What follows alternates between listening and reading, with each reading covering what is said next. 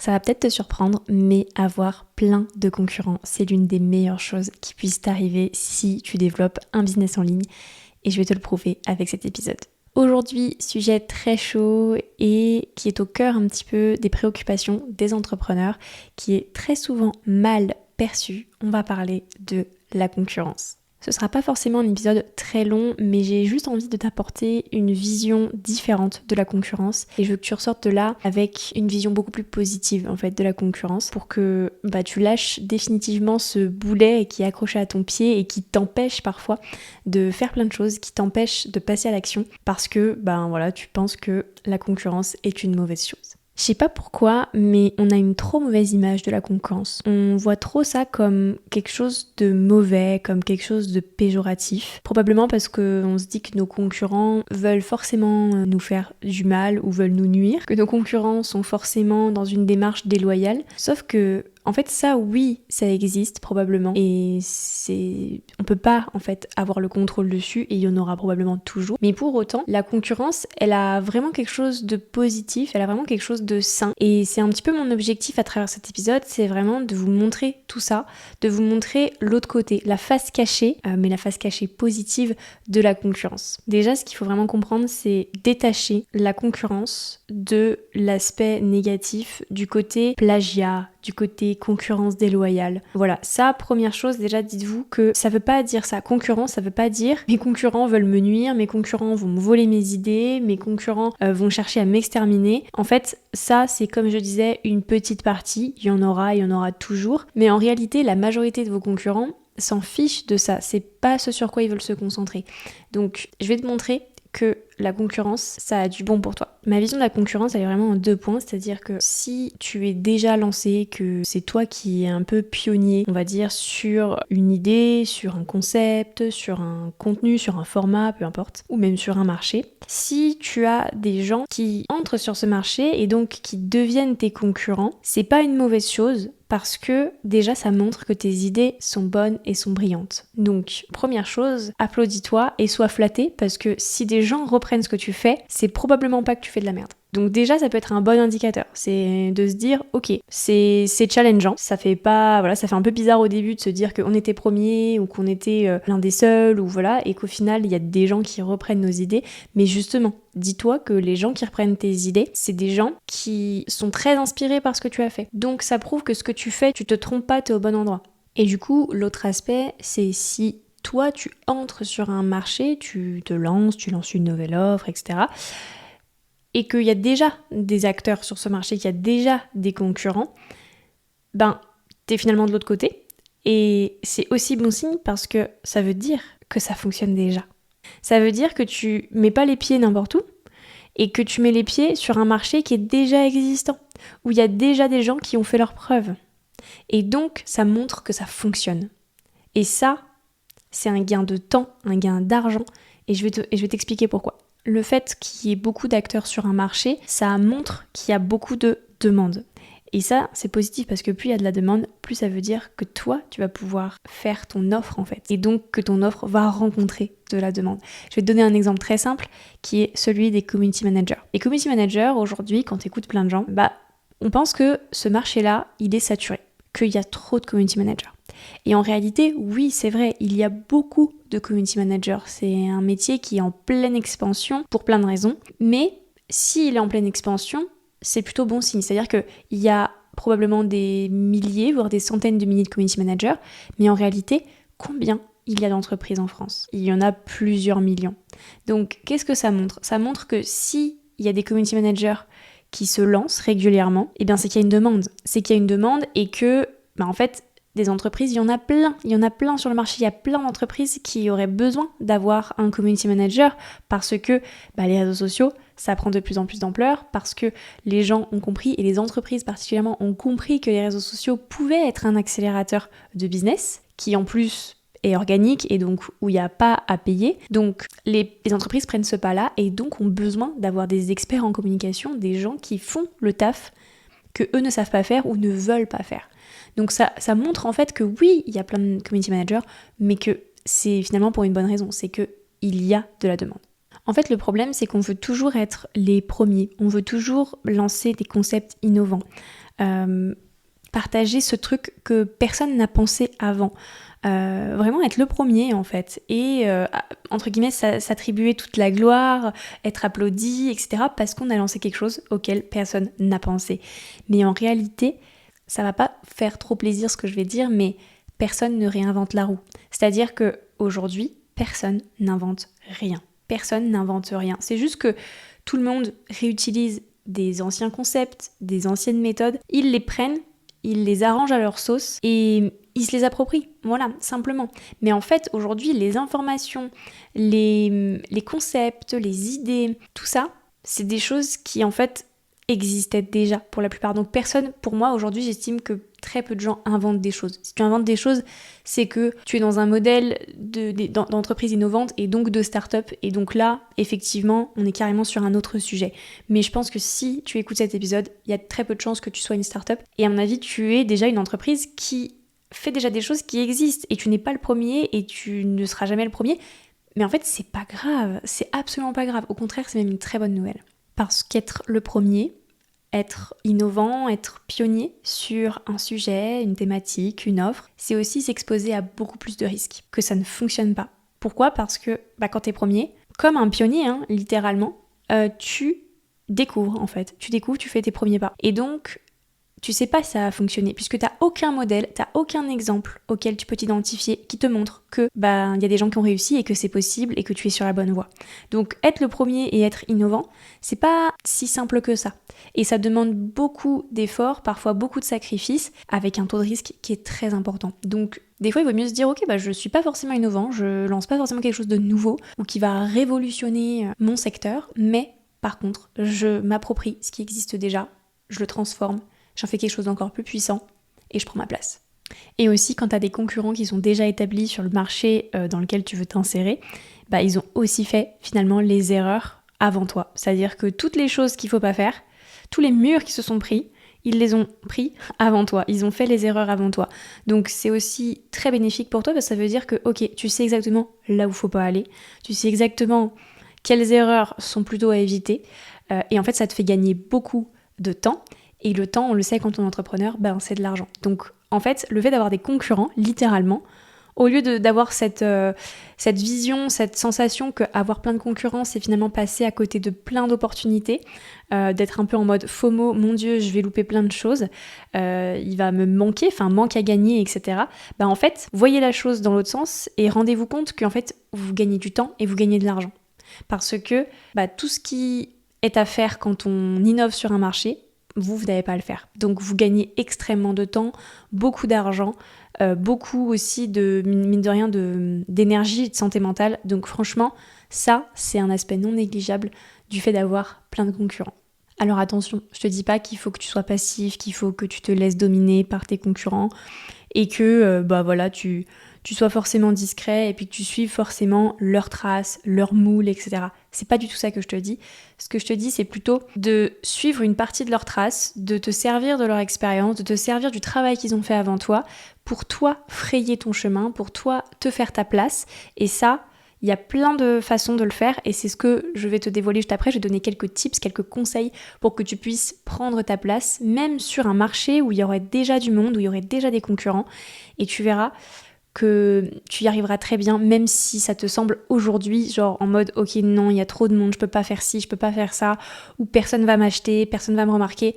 Crois-moi, je vais donner des conseils et après ça, tu auras toutes les clés en main pour te démarquer, même sur un secteur qui te semble saturé. Pour moi, c'est l'occasion de tourner cette situation à ton avantage. Déjà, le fait d'avoir tes concurrents, ça te permet de pas te reposer sur tes lauriers et de pas être en mode ok, j'attends que tout se passe, je laisse faire, et puis je me lance sur un truc et je reste comme ça pendant 10, 15, 20, 30 ans. Le fait d'avoir des concurrents, ça te stimule en fait, ça va stimuler quand même ta créativité, ça va te donner envie aussi de te dépasser. Évidemment, je te conseille d'avoir un rapport sain avec ça, c'est-à-dire de pas être constamment en train de te comparer, de pas être constamment à la recherche du meilleur truc que tes concurrents, et en fait d'être toujours dans le toujours plus. Essaye effectivement de doser. Il s'agit de vraiment doser et juste de te servir de la concurrence comme une impulsion, comme quelque chose qui te motive, pas comme quelque chose qui te stresse, qui t'angoisse et qui te tire vers le bas. Je trouve que c'est aussi du coup la parfaite occasion de travailler pour de vrai tes stratégies. Et du coup de te dire ok, je suis pas toute seule sur le marché, il y a d'autres gens. Et donc c'est important de travailler sur ces stratégies parce que c'est quand tu as des stratégies, en fait tu as le contrôle. Tu as le contrôle, en tout cas sur une partie, quand on met des stratégies en place, c'est des choses que toi tu décides. Donc du coup tu as le contrôle sur tes résultats grâce à tes stratégies. Quand tu n'as pas de stratégie et que tu y vas un peu en mode ok, j'y vais comme ça, à l'aveuglette, effectivement c'est là que tu n'as pas de résultats, c'est là que le moindre concurrent, la moindre nouveauté, etc., ou le moindre changement sur ton marché, en fait ça vient tout bousculer et tu te rends compte que ok, en fait c'est la merde. Donc moi je trouve que c'est plutôt cool et c'est justement ton signe pour travailler vraiment, vraiment tes stratégies, sachant que des stratégies, ça évolue, c'est vivant, c'est pas figé dans le temps. Et enfin, je trouve que c'est l'occasion justement de faire quelque chose de différent. C'est l'occasion de prendre ta place, de montrer qui tu es, de montrer ce que tu as apporté, de montrer finalement toi, ta propre vision des choses et de porter ta voix, en fait, de porter ta voix sur un sujet où il y a déjà plein de gens, mais c'est pas grave, tu portes ta voix. Peut-être que justement, c'est en portant ta voix et en disant des choses que personne ne dit ou en les amenant d'une façon dont personne ne le fait, que tu vas te démarquer, que tu vas te différencier et où tu seras très surprise parce que potentiellement, tu peux très vite devenir un des acteurs importants sur ton marché. Je vais reprendre l'exemple des CM que je te disais juste avant, donc des community managers. Comme je te disais, il y a beaucoup de CM. En France, en freelance, il y en a énormément et c'est un chiffre qui évidemment est en pleine augmentation, en constante augmentation chaque mois et chaque année. Et pourtant, je trouve qu'il y a peu de bons CM. Alors les raisons ne seront pas évoquées dans cet épisode parce que c'est clairement pas le sujet, mais il y a très peu, je trouve, de bons CM. Donc typiquement, le fait de te lancer en tant que CM, ça peut être l'opportunité pour toi de prendre le pas là-dessus et de te dire ok, moi je vais changer la donne et je vais pas être une simple CM qui peut-être a uniquement des compétences en communication, mais peut-être que je peux apporter quelque chose de plus et à travers mon expérience, mon expertise et peut-être des apprentissages, des connaissances bien spécifiques, je vais pouvoir faire la différence et finalement, on va me choisir pour ça. Et on va pas choisir mes concurrents qui sont globalement tous au même niveau. On va me choisir moi parce que oui, je suis community manager, mais j'apporte quelque chose de différent, j'apporte quelque chose de plus. J'ai une plus-value par rapport aux autres personnes qui sont sur le marché et qui se contentent de toutes rester finalement au même niveau. Donc à ce stade, si tu doutais encore que tu avais ta place sur un marché parce que tu penses que le marché est trop saturé, tu viens d'avoir la preuve que oui, tu as ta place, que c'est pas parce qu'il y a beaucoup d'acteurs sur le marché que nécessairement ce sont tous des très bons acteurs et encore moins que toi tu n'as pas la demande en fait. Le plus important pour entrer sur un marché, c'est qu'il y ait de la demande. Donc s'il y a de la demande, tu peux y aller et si en plus tu peux te placer dans les meilleurs acteurs, c'est encore mieux. Maintenant, je vais te donner quelques tips pour que tu puisses vraiment prendre ta place, peu importe le marché dans lequel tu veux t'insérer. Première chose, c'est les compétences. Essaye de te former sur des compétences là où tes concurrents ne se forment pas. En gros, ce sont des compétences qui sont à mon sens complémentaires à ton activité et qui sont assez recherchées par ta cible parce que ça leur apporte une plus-value, ça leur apporte quelque chose de différent. Par exemple, si tu veux être OBM ou que tu es OBM, donc Online Business Manager, ou que tu es par exemple même assistante virtuelle, si tu te spécialises, si tu te formes sur certains outils type System.io, Notion, Thrivecart, peu importe. Mais si tu as des compétences par exemple sur ces outils-là, en fait c'est des compétences qui sont supplémentaires, qui sont connexes à tes compétences de base en fait, d'OBM ou d'assistante virtuelle. Et donc ça pour moi, ça peut être vraiment un game changer parce que là tu te différencies. Tu te différencies et tous les gens qui utilisent System.io, tous les gens qui utilisent Notion ou tous les gens qui vont utiliser Thrivecart ou peu importe, c'est des gens qui seront rassurés et pour qui ça penchera grandement dans la balance de te choisir toi parce que toi tu auras ces compétences là-dessus et donc ils seront certains que tu maîtrises ces outils. Deuxième chose, construis une identité forte. Vraiment, l'objectif, c'est que tu construises une image de marque personnelle qui soit forte. Ose prendre ta place, ose créer une image qui te différencie, une image qui, à mon sens, est construite autour de tes valeurs, autour de ta personnalité, autour de ton histoire, autour de ta vision et même autour de ton message, le message que tu veux diffuser, la voix que tu veux porter. Et en fait, ça, c'est ce qui peut vraiment t'aider à te démarquer, à te différencier, plutôt que de rester simplement dans le « ok, je partage du contenu stricto professionnel sur ce que je sais faire et je m'arrête là. Et je suis très pro, même si je trouve que pro c'est un sujet vague et il n'y a pas vraiment de définition de ce qui est quelque chose de pro. Mais quoi qu'il en soit, en fait, ose être toi et ose utiliser tout ce qui te compose, tout ce qui te définit finalement pour le mettre au cœur en fait de ta stratégie pour qu'on te remarque tout simplement. C'est en faisant ça aussi que tu t'appropries les concepts et que tu cherches pas à les réinventer, à les inventer.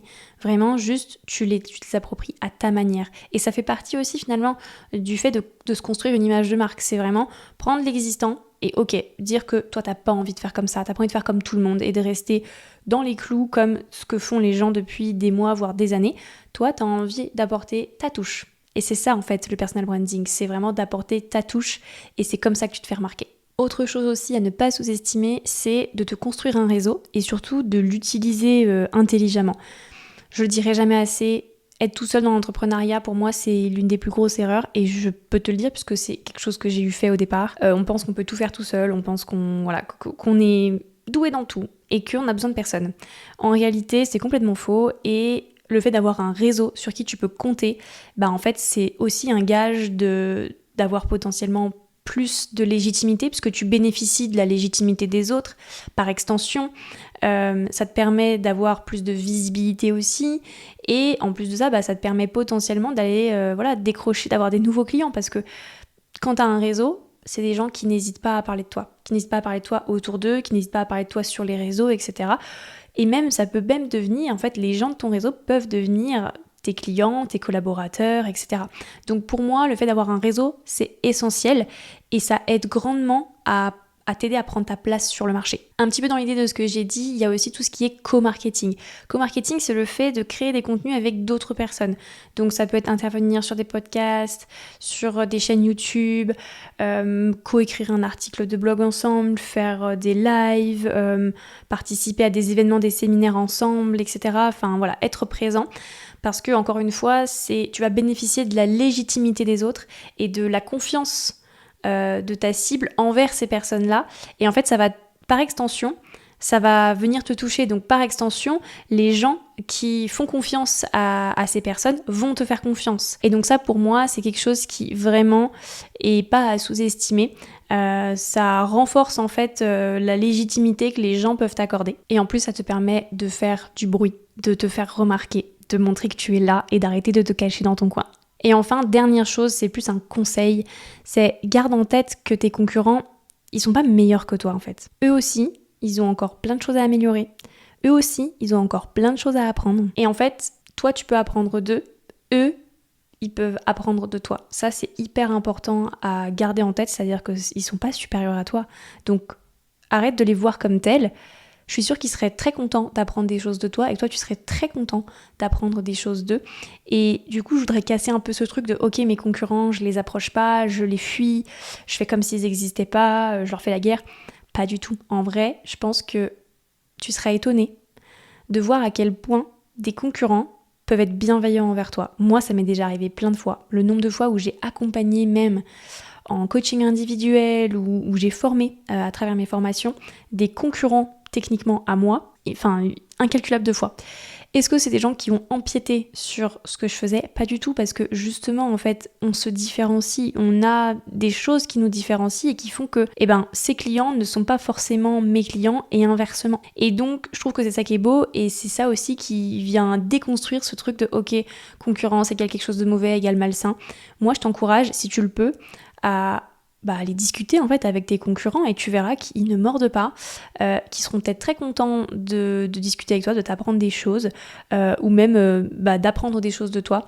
Donc voilà, pour le coup, je t'encourage grandement à le faire et tu verras en fait que c'est pas si difficile que ça et que c'est pas la concurrence finalement, c'est pas quelque chose de négatif. Voilà, c'est tout pour cet épisode. J'espère que après l'avoir écouté, tu as une autre vision de la concurrence et que ça te donne envie de prendre ta place et que ça te donne l'impulsion surtout pour prendre ta place et surtout que ça te montre que tout est possible, que c'est pas parce qu'il y a des concurrents qu'on peut pas réussir et que la concurrence c'est pas dramatique, au contraire ça peut t'apporter beaucoup de choses positives. On se dit à la semaine prochaine.